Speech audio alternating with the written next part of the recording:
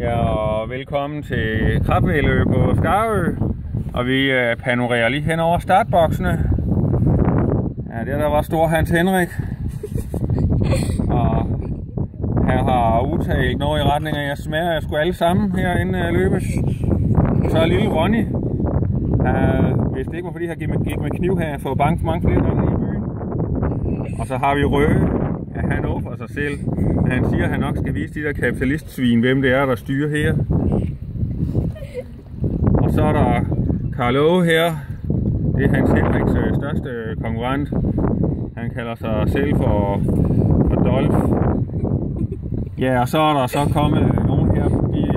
Nogle af de lidt mindre grupper, de har altså måttet splice til en bås.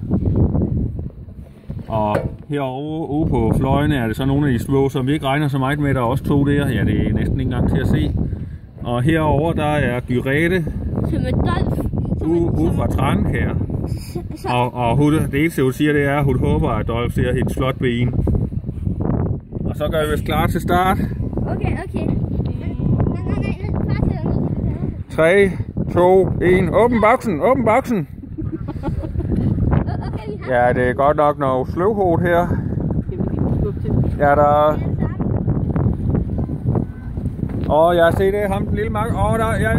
Ham der kom først. Så, der kan I se, det hjælper at gå med kniv. Og nu kommer Hans Henrik ud. Og Hans Henrik og Dolf kommer samtidig. Og Dolf, ja. Og der er stadig nogen, der sløver den herovre. Og Røge kommer der. Røge er den sidste. Nej, Røge han trækker sig til her. Han har sgu altid været noget for sig selv. Han går baglæns. Røge, det er ligesom din samfundsøkonomi, den går også altid baglæns. Tilbage i boksen med dig. Sig mig. Ja, og han går helt tilbage her. Hvis han går helt tilbage, så er altså disket. Ja, nu har han blevet diskvalificeret. Han gik helt tilbage. Vi ser her, boksene er tomme. Helt tomme på nær Røge. Han siger dernede og stiger. Nå, det var vist fordi, I havde glemt sin halsklub. Nu skal jeg vise den røde. Du får den røde straf, ja. Sådan. Så fik den røde lige straf.